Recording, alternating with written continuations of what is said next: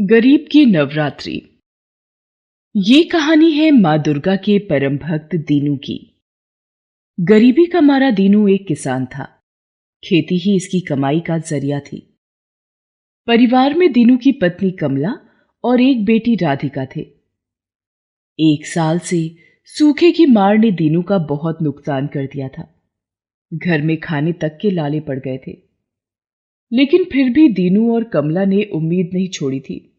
वो हर रोज मां दुर्गा की पूजा बड़े मन से करते थे और उनसे अपने दुख दूर करने की प्रार्थना भी करते थे। हे मां, आपसे तो कुछ भी छिपा नहीं है। मां, पूरी फसल सूख गई, एक दाना तक पैदा नहीं हुआ इस बार। ऐसे तो मेरा परिवार भूखा मर जाएगा। कृपा कीजिए मां, कृपा कीजिए। मां दुर्गा से प्रार्थना करते हुए दीनू रोने लगता है। तभी उसकी पत्नी कमला उसे समझाती है, ऐसे हिम्मत मत हारिए, आप देखना माता रानी कोई ना कोई चमत्कार जरूर करेंगी। आप भरोसा रखिए। वैसे भी नवरात्रे आने वाले हैं। हम इस बार भी पूरे नवरात्रों के व्रत रखेंगे और फिर कन्या पूजन भी करेंगे। मुझे पूरा विश्वास है कि माता रानी हमारे सारे दुख जरूर दूर करेंगी। बस अब सोचना यह है कि माता रानी की पूजा और कन्या पूजन के लिए सामान कहां से आएगा। हाँ कमला, मैं देखता हूं, करता हूं कुछ। कमला की बातों से दीनू को हिम्मत मिलती है। वो घर से बाहर निकलकर गांव के पंसारी के पास जाता है और कहता है, नंदू काका, राम राम। कैसे हो आप? अरे दीनू, आ भैया, बता कैसे आना हुआ? काका, नवरात्रे आने वाले हैं। थोड़ा सामान चाहिए था पूजा का और थोड़ा राशन भी कन्या पूजन के लिए। हाँ हाँ, सामान देने के लिए ही तो बैठा हूं भाई। पर ये बता, पैसे वैसे हैं तेरे पास सामान खरीदने के लिए? अभी तो नहीं है काका, पर मैं आपके पैसे जल्दी ही दे दूंगा। आप तो जानते ही हो काका कि इस बार फसल का क्या हाल हुआ है। कुछ हाथ नहीं आया। बस अब तो माता रानी का ही भरोसा है। अच्छा अच्छा, ठीक है, 2 मिनट रुक जरा।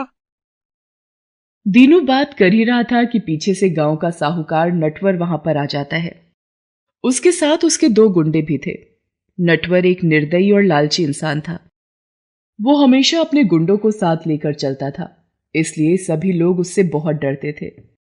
नटवर गांव के गरीब लोगों की मजबूरी का फायदा उठाता था। पैसों से मदद करके वो उनसे मोटा सूद वसूलता था और जो भी उसे पैसे वापस नहीं कर पाते थे वो उनसे मजदूरी करवाता था, वो भी बिना कोई पैसे दिए। 2 साल पहले दीनू ने भी नटवर से कुछ पैसे उधार लिए थे। हालांकि उसने वो पैसे नटवर को लौटा भी दिए थे। इससे नटवर चिढ़ गया था और हर वक्त उसे परेशान करने की ताक में रहता था। और अब उसे वो मौका मिल गया था। उसने दीनू को नंदू काका की दुकान पर उधार में राशन मांगते हुए सुन लिया था। वो दुकान पर गया और नंदू काका से बोला, ए नंदू, बड़ा शौक चढ़ रहा है तुझे मुफ्त में राशन बांटने का? हैं? तुझे क्या लगा मुझे पता नहीं चलेगा? सब सुना मैंने। तू इस दीनू को मुफ्त में राशन देने वाला है ना? लगता है मुझसे डरता नहीं तू। नहीं मालिक, नहीं, मैं तो बस इसे भगाने ही वाला था यहाँ से। हाँ, मैं क्या दूंगा इसे मुफ्त में राशन? आपसे दुश्मनी थोड़ी लेनी है मुझे, है ना? ए दीनू, चल, निकल मेरी दुकान से रे। पहले पैसे लेकर आ, फिर बात करना है। जा। दीनू समझ गया था कि नंदू ने नटवर के डर से उसे राशन देने से मना कर दिया। वो उदास होकर दुकान से बाहर आ गया और फिर नटवर के आगे हाथ जोड़कर बोला, मालिक, मुझ गरीब ने आपका क्या बिगाड़ा है? मुझे थोड़ा राशन मिल जाता तो मैं भी माता रानी के नवरात्रे अच्छे से मना पाता, कन्या पूजन कर पाता। मुझ पर दया कीजिए मालिक। दया करूं तुझ पर? हैं? अरे एक नंबर का मक्कार है तू, मक्कार। कितनी भी कोशिश कर ले, तेरा भला नहीं होने वाला। मेरे पैसे खाके जो बैठा है तू।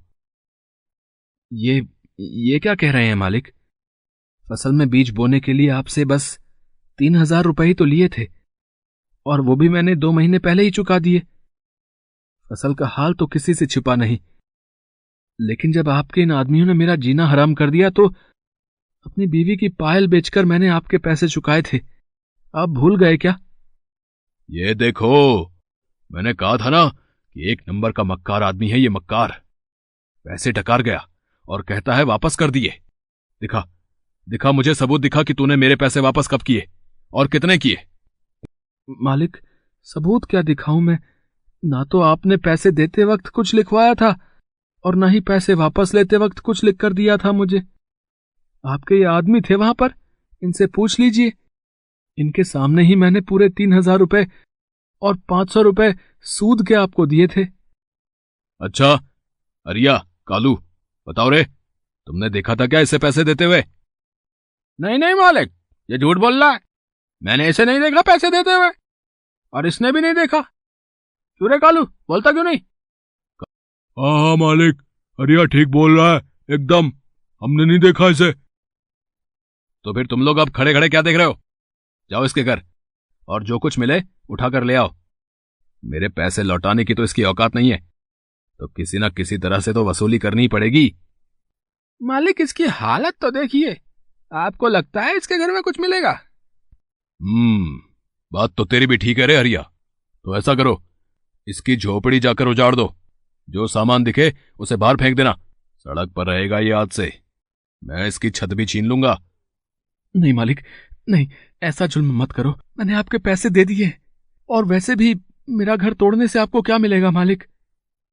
कुछ मिले या ना मिले, तेरे बीवी बच्चे और तू जब सड़क पर रहोगे तो मुझे बड़ा अच्छा लगेगा, और पूरा गांव भी ये देख लेगा कि मुझसे जबान लड़ाने का नतीजा क्या होता है। ए चलो रे, लग जाओ काम पर। दीनू नटवर के पैरों में गिरकर रहम की भीख मांगता है, लेकिन नटवर उसकी एक नहीं सुनता।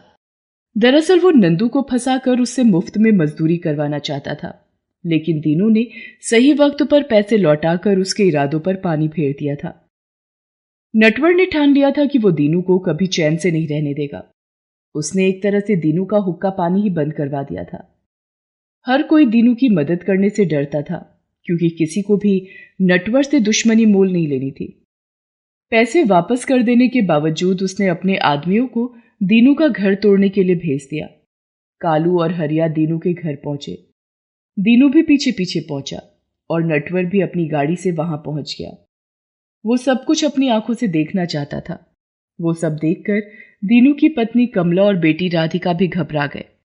कमला तुरंत मां दुर्गा की मूर्ति के पास गई और हाथ जोड़कर बोली, मां, ये क्या हो रहा है? मां, वो दुष्ट नटवर हमारा घर तोड़ना चाहता था। हम कहां जाएंगे मां? हमारी रक्षा कीजिए, रक्षा कीजिए हमारी। उधर घर के बाहर दीनू भी नटवर के आदमियों को रोकने की पूरी कोशिश कर रहा था, लेकिन उन दोनों ने दीनू को मारना शुरू कर दिया और धक्का देकर जमीन पर गिरा दिया। फिर वो दोनों दीनू के घर की तरफ बढ़ने लगे। राधिका घर की खिड़की से ये सब देख रही थी। वो चिल्लाकर अपनी मां से बोली, मां, वो लोग अंदर आ रहे हैं मां, उन्होंने बाबा को भी मारा। कुछ करो मां, वो हमारा घर तोड़ देंगे। राधिका रोने लगती है। कमला भी घबराई हुई किसी चमत्कार की उम्मीद में माता रानी के आगे हाथ जोड़े बैठी थी। दूसरी तरफ कालू और हरिया ने जैसे ही दीनू के घर की चौखट पर कदम रखा तो घर के अंदर से तेज प्रकाश निकलने लगा। प्रकाश इतना तेज था कि कोई भी कुछ देख नहीं पा रहा था। कालू और हरिया भी डर के मारे पीछे हट गए। पूरे गांव के लोग पहले से ही शोर सुनकर वहां आ चुके थे और दीनू के घर से अनोखा प्रकाश निकलते देखकर सभी चौंक गए थे। सभी जानते थे कि दीनू माता रानी का कितना बड़ा भक्त है। लोग इसे माता रानी का चमत्कार मानकर हाथ जोड़कर देवी मां के जयकारे लगाने लगे। ये सब देखकर भी नटवर को अक्ल नहीं आई, उल्टा वो और भी चिढ़ गया। वो गुस्से में अपने आदमियों से बोला, ए, सांप क्यों सूंघ गया तुम्हें? डरो मत, ये सब इस मक्कार दीनू की ही कोई चाल है। चलो अंदर जाओ और जैसा मैंने कहा वैसा करो। माफ कीजिए मालिक, पर ये तो माता रानी का चमत्कार लगता है। हम अंदर नहीं जाएंगे। क्या बक रहे हो? कैसे कैसे कामचोर पाल रखे हैं मैंने भी। तुम दोनों को तो मैं बाद में देखूंगा, पर पहले इस दीनू की अक्ल ठिकाने लगाता हूं। क्या समझता है जादू टोना करके रोशनी कर देगा और पीछा छुड़ा लेगा मुझसे। अब देखता हूं कौन बचाता है इसे। इतना कहकर नटवर खुद दीनू के घर की तरफ बढ़ने लगता है। प्रकाश अब भी दीनू के घर से निकल रहा था, लेकिन फिर भी नटवर घर के अंदर जाने की कोशिश करता है, लेकिन वो अंदर नहीं जा पाता। वो जैसे ही चौखट पर अपना पांव रखता है, अचानक ही उसे मिर्गी का दौरा पड़ जाता है।